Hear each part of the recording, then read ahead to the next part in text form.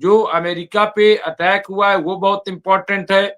और दूसरा जो एक और खबर जिसकी तरफ मैं समझता हूं कि चलना बहुत जरूरी है, और वो है यूक्रेन नहीं, अमेरिका के लिए भी वार्निंग सिग्नल।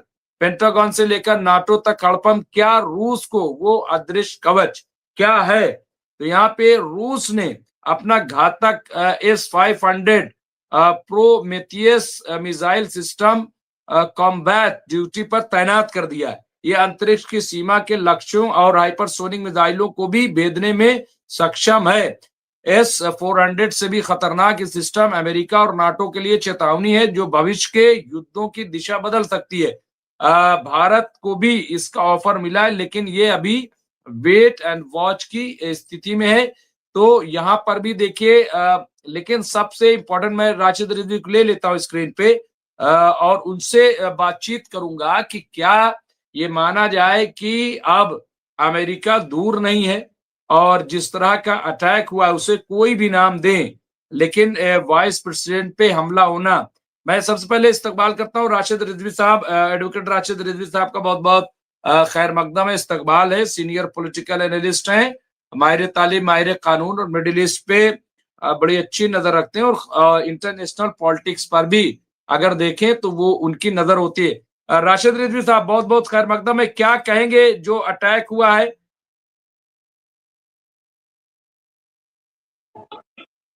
मुमताज भाई, अटैक की न्यूज तो हमको आपसे मालूम हुई जब आपने हमको ये बताया कि वहां पर वाइस प्रेसिडेंट जेडी वेंस के यहाँ अटैक हो गया है उनके आवास पे। तो हमने न्यूज को सर्च किया तो उसमें दिखा हमको कि हमलावर को भी इन्होंने पकड़ लिया है। तो ये हमला होना कोई दुश्मनी तो है नहीं जेडी वेंस की, और ये कोई बेवकूफी भी नहीं कह सकते हो आप कि किसी ने बेवकूफी में हंसी मजाक में कर दिया है। ये कहीं ना कहीं किसी न किसी का गुस्सा है। ये चाहे वेनेजुला से आया हो, चाहे ईरान से आया हो, ये चाहे फिलिस्तीन से आया हो, कहीं से भी आया हो, क्योंकि जिस तरीके से ईरान अपनी दादागिरी हर जगह दिखाता है। आप देखिए, ईरान एक ऐसा मुल्क है जिसने कई मुल्कों पे हमले किए हैं, कई देशों पे हमले किए हैं, और छोटे छोटे देशों पे किए हैं। बड़े देशों पे करने की तो इनकी हैसियत भी नहीं है। इनको पता है कि हम चाइना से लड़ेंगे तो 10 साल 20 साल लौटते रहेंगे, हम कंगाल हो जाएंगे। रशिया से लड़ेंगे तो हम लौटते लौटते कंगाल हो जाएंगे। इसलिए ये इनके साथ एक रास्ता निकालते हैं बीच का कि किस तरह उनकी अर्थव्यवस्था को चौपट किया जाए, किस तरीके से उनको इकोनॉमिकल डिस्ट्रॉय किया जाए, हम ऊपर बढ़ सकें। ऐसा इनके पास कोई फार्मूला नहीं है। इनको आगे बढ़ने का जो इनको फार्मूला इनके पास है मुमताज भाई, वो सिर्फ एक फार्मूला इनके पास आगे बढ़ने का है कि दूसरे देशों के तेल को कब्जा करो। इनकी नजर हर जगह की तेल पे रहती है, क्योंकि उसमें अच्छा रेवेन्यू इनको है, अच्छी इनकम है। वेनेजुला में क्या हुआ था? वेनेजुला में पहले भी अमेरिकन कंपनियां थी, लेकिन जब शावेज आए तो शावेज ने आकर के उसका सरकारीकरण कर दिया, कहा निजीकरण नहीं रहेगा। तो उन कंपनियों को पैदल जाना पड़ा वापस, बहुत नुकसान हुआ उनका। उनका जो पैसा लगा था वहां पर, उनकी जो मशीनरीज लगी थी, बहुत लॉस हुआ उनको, वो चले गए वापस। अब जब डोनाल्ड ट्रंप आने के बाद उन्होंने इसको फिर से रिपीट किया था, लेकिन उस वक्त हम लोगों ने उसको बहुत ही लाइटली लिया था कि अरे ये तो सही कुछ बकते रहते हैं। देखिए, ये भी बक दिया इन्होंने, लेकिन इतना अंदाजा नहीं था। कल हम आपके साथ बैठे हुए थे, वेनेजुला की बात ही हमारा टॉपिक था। उसमें हमने आपको 3 रास्ते बताए थे कि बस जिस तरीके से वहां पर कोई रिलेटेड नहीं हुआ, कोई रिएक्शन नहीं हुआ, और इतना आसानी से हैंडओवर हो गए और लेके आप चले आए वहां से, कोई सड़क पे आतंक नहीं हुआ, कोई अभी तक वीडियो रिलीज नहीं हुए। ये सारी, एक तो ये पहलू था। दूसरा ये बताया कि हो सकता है मिली जुली भगत हो, एक वेल प्लान मैटर हो, या दूसरा ये हुआ था कि उसमें जिस तरीके से रशिया और चाइना का मैटर इन्वॉल्व था, तो उसमें इनकी मीटिंग हो सकती है, चाइना को कि तुम्हारा ताइवान, और रशिया को कि तुम्हारा यूक्रेन, तो हमारे मैटर में मत बोलो। तीसरा, उनको तेल की जरूरत थी, तो उन्होंने ऐसा किया। कर भी सकते हैं, वो कहीं भी हमला कर सकते हैं। क्या उन्होंने सीरिया पे हमला नहीं किया? क्या उन्होंने आपके इराक पे हमला नहीं किया? क्या उन्होंने अफगानिस्तान में हमला नहीं किया? हमला वो कर सकते हैं, उन्होंने किया। उनको अपने नुकसान, अपने खसारे को भरना है, खजाने को भरना है, अपने आप को ग्रेट अमेरिका बनाना है। ग्रेट अमेरिका आप कैसे बनाएंगे? किसी के घर लूट करके बनाएंगे? आज जो इसको आप देख रहे हैं, इसको आप किस शक्ल में देख रहे हैं? ये आपका ग्रेट अमेरिका क्या है? कैसे बनेगा ग्रेट अमेरिका? हम अपने शहर के अरबपति कैसे बनेंगे? बैंक लूट के, या दूसरों के घर कब्जा करके, या दूसरों की जमीन कब्जा करके? आप ऑलरेडी ग्रेट हो, ये आपको समझना चाहिए। अब आप ग्रेटेस्ट बनने की कोशिश मत करो। आप अपना पैसा फालतू में दूसरी जगह जंगों में लगा रहे हो, दूसरों को तबाह करने में लगा रहे हो। अब ना आप खुद नुकसान कर रहे हो ना, उसको आप सेव करो। अब मत पड़ो दूसरों के चक्कर में। ना आप अफगानिस्तान को देखो, ना आप इसराइल को देखो, आप अमेरिका को ग्रेट करो। आप ग्रेट नहीं होते तो पूरी दुनिया से भाग भाग के लोग आपके यहाँ क्यों जाते? आपके यहाँ जापानीज हैं, आपके यहाँ चाइनीज हैं, आपके यहाँ इंडियन हैं, आपके यहाँ पाकिस्तानी हैं, आपके यहाँ बांग्लादेशी हैं। कौन सा कंट्री है? मैक्सिको है, कनाडा है, वहां के भी लोग हैं। खुद वेनेजुएला के अच्छे खासे लोग हैं, क्यूबा के लोग हैं, मतलब लैटिन अमेरिका के मैक्सिमम लोग हैं वहां पर। तो फिर आप ग्रेट हो, आपको एक्सेप्ट करना चाहिए कि हाँ हम ग्रेट हैं। अब आप ग्रेटेस्ट बनने की कोशिश कर रहे हो दमन करके। आप वहां का तेल, वहां का नेचुरल, वहां की गैस हड़पना चाहते हो। अच्छा, अभी वेनेजुएला हो गया, आपने क्यूबा में ट्राई किया था। तो इसका मतलब ये है कि अगर आपको जरूरत पड़ेगी कल को, आप कतर में हमला कर दोगे, सऊदी अरब में हमला कर दोगे, वहां कब्जा कर लोगे कि हमको यहाँ का तेल चाहिए।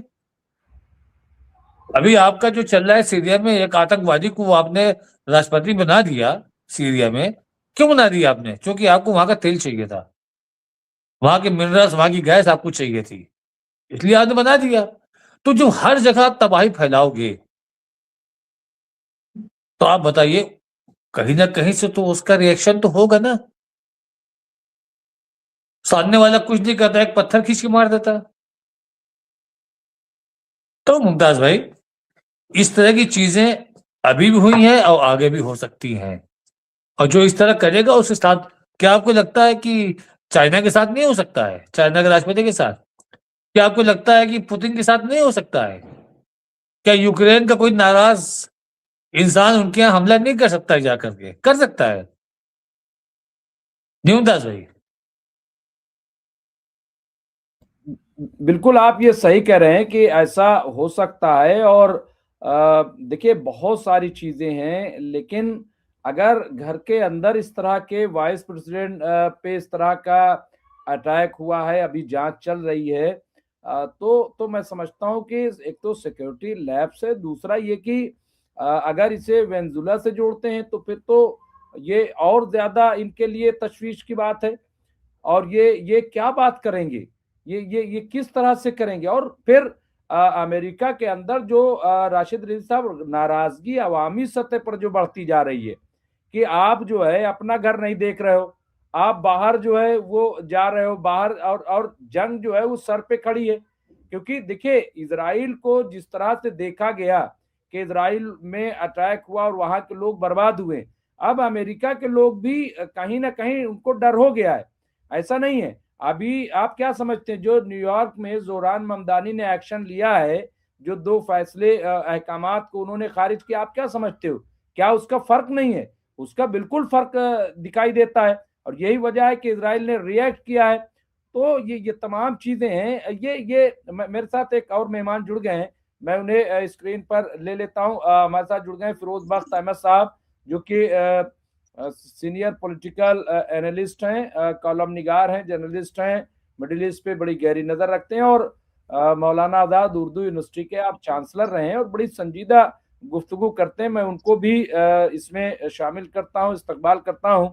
और मैं थोड़ा एक कमेंट आपसे भी चाहता हूं कि क्योंकि बहुत इंपॉर्टेंट है, अमेरिका के वाइस प्रेसिडेंट के घर पे अटैक होना, वहां पे गोली का चलना, शीशे टूट गए घरों के, वो अलामती ही सही, लेकिन मैं समझता हूं कि बहुत बड़ी सिक्योरिटी थ्रेट है। फिरोज बख्त साहब, इसको इसको क्या ये माना जाए कि हादसाती तौर पे हो गया, या ये वाकई एक वार्निंग है, एक बड़ी थ्रेट है, सिक्योरिटी थ्रेट? जी डॉक्टर मुमताज आलम रिजवी साहब, बहुत बहुत शुक्रिया मुझे याद करने का, आपको और आपके तमाम सामाईन हजरात को, हजरात ख्वातीन को। मैं इससे पहले के जो आपने मुझसे सवाल पूछा है सिक्योरिटी थ्रेट को लेकर, मैं थोड़ा सा जानना चाहूंगा, बहुत मुख्तसर चंद सेकंड में, 5 से 10 सेकंड में आप मुझे ये थोड़ा सा ये बता दीजिए कि अब तक आपने क्या बात करी है, अगर आपको मेरी आवाज सुनाई दे रही है। क्या सिर्फ यही बात करिए, कुछ और भी बात करिए?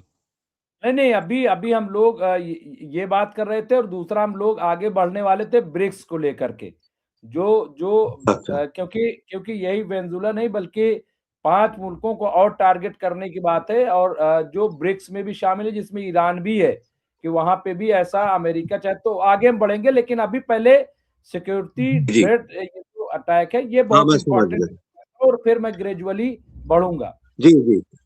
देखिए, ऐसा है डॉक्टर मुमताज, ट्रम्प साहब जो कर रहे हैं, वो वही कर रहे हैं कि जो चाउचस्की ने किया था कुछ हद तक, और जो हिटलर ने एक वक़्त में अच्छे खासे तरीके से किया था। वो उसी रास्ते पे चल रहे हैं, कुबला खान और ये सब। तो ये जो रास्ता है, ये ज़ुल्म का रास्ता है, ज़्यादती का रास्ता है, लाक़ानूनियत का रास्ता है, और ये ज़ोर-ज़बरदस्ती का रास्ता है। और ये रास्ता है कि भई जिसकी लाठी उसकी भैंस। और ये रास्ता है तमाम कवानीन को ताक में रखने का। अब वो करते चले आ रहे हैं, उनके ऊपर उनकी पीठ पे किसी ने हाथ नहीं धरा है। तो इसलिए वो समझते हैं कि मैं जो चाहूँगा, जहाँ चाहूँगा कर लूँगा। जी। तो मेरे कहने का मकसद ये है कि ट्रम्प साहब जो कर रहे हैं, वो ठीक नहीं कर रहे हैं। बावजूद इसके कि दुनिया की सबसे ताकतवर जो है पावर है अमेरिका, बावजूद इसके कि वो जो चाहते हैं वो कर लेते हैं, जहाँ चाहते हैं वो कर लेते हैं, जिस मुल्क के ऊपर, उसकी मअदनियात के ऊपर, उसके तेल के ऊपर, उसके जो भी वसाइल हैं उसके ऊपर कब्ज़ा करना चाहते हैं, कर लेते हैं। लेकिन ये तमाम चीज़ें होने के साथ-साथ, अब जैसे आपने ज़िक्र किया है अमेरिका के वाइस प्रेज़िडेंट के मकान के ऊपर हमला होना। हमला तो कहीं भी होना ठीक नहीं है, लेकिन जब इस तरीके से ये करेंगे, दूसरे ममालिक पे कब्ज़ा करेंगे, आपने सही फरमाया, 5 मुल्कों का नाम और भी है उसमें, कोलंबिया है और जनाब ईरान है और जनाब कई और ममालिक भी हैं इसमें। तो इससे लगता है कि सारी दुनिया पे कब्ज़ा करना चाहते हैं ट्रम्प साहब। क्यों करना चाहते हैं भई? क्या आप वहाँ से लेना चाहते हैं? आपके पास किस चीज़ की कमी है? ये इनके दिमाग में खन्नासा चढ़ गया है, ठीक है? और ये जो है, जैसे फ़ज़ील साहब अक्सर कहते थे नेतन्याहू के लिए कि नेतन्याहू का हाल वही होगा जो हिटलर का हुआ था। मैं समझता हूँ कि नेतन्याहू जी का जो हाल हो वो तो होगा, लेकिन उससे ज़्यादा बुरा हाल ट्रम्प साहब का होने वाला है। क्योंकि ये जो अब इन्होंने कब्ज़े करने शुरू कर दिए हैं, तो इसमें कुछ भी हो सकता है। या तो ये दुनिया पे कब्ज़ा कर लेंगे या फिर दुनिया इनको ख़त्म कर देगी। बीच का कोई रास्ता इसमें है नहीं। तो ये बहुत खतरनाक, he is playing a very, very dangerous game, Trump साहब। बड़े मज़े की बात है, मुझे हँसी आती है, हँसूँ या रोऊँ। कहते हैं जी मुझे नोबेल प्राइज़ फॉर पीस की ज़रूरत है, मैंने ये करवाया, मैंने इंडिया पाकिस्तान में जो है अमन चैन करवाया। अरे भाई, आप मतलब लोग इस शख्स को पहचान नहीं पा रहे हैं। ये जो शख्स है दुनिया के लिए खतरनाक तरीन शख्स बन गया है, ठीक है? 40-50 लोग वहाँ मारे गए, क्या कसूर था उनका, वेनेजुएला वालों का? क्या कसूर था? इससे पहले जी जहाँ मैं अमेरिका की नहीं, मैं बात करूँगा ट्रम्प साहब की, उनके अंडर जो हमले हुए हैं, गाज़ा है और क्या-क्या है, ठीक है? तो ये आग से खेल रहे हैं ट्रम्प साहब। और आपने बात करी ब्रिक्स ममालिक की, ठीक है? पूरी दुनिया अब बड़े बड़े गौर से देख रही है, ठीक है? दुनिया का कुछ भी हाल हो सकता है, कुछ भी कर सकती है। अब हो सकता है कि आपने गालिबन वर्ल्ड वॉर का भी नाम लिया, आपने न्यूक्लियर वॉर का भी शायद ज़िक्र किया था कुछ रोज़ कबल। अब कुछ भी हो सकता है। हम यही अल्लाह से तो दुआ करते हैं, ऐसा सब कुछ नहीं हो। अल्लाह अक्ल सलीम दे इनको, ट्रम्प साहब को। ये बिल्कुल बौरा गए हैं, बिल्कुल मरखने बैल की तरह जो है ये एक्ट कर रहे हैं। इनको पता नहीं क्या हो गया है इनको, ये बिल्कुल पगला गए हैं। तो अल्लाह इनके दिमाग को चैन दे, सुकून दे। और कई लोग ये सोचते होंगे जब इनके ऊपर हमला हुआ था, गोली इनके कान को छू के चली गई थी, तो कुछ लोग शायद ये भी अफ़सोस करते होंगे, थोड़ा-सा 4-5 इंची आगे पीछे हो जाती। हम तो नहीं ऐसा सोचते कभी, ना हम ऐसा कभी सोचेंगे, ना हमारा ऐसा ख़्याल है। लेकिन जब ये दुनिया को कब्ज़ा करने के चक्कर में है, मु मुख्तलिफ ममालिक के ग्रीनलैंड और क्या-क्या उसके ऊपर ये कब्ज़ा करने के चक्कर में है, ईरान को ये जो है इनका जीना हराम कर दिया इन्होंने, तो इनके साथ भी कुछ ना कुछ हो सकता है, बावजूद इसके कि दुनिया की सबसे पावरफुल नेशन है अमेरिका। जी, डॉक्टर मुमताज़।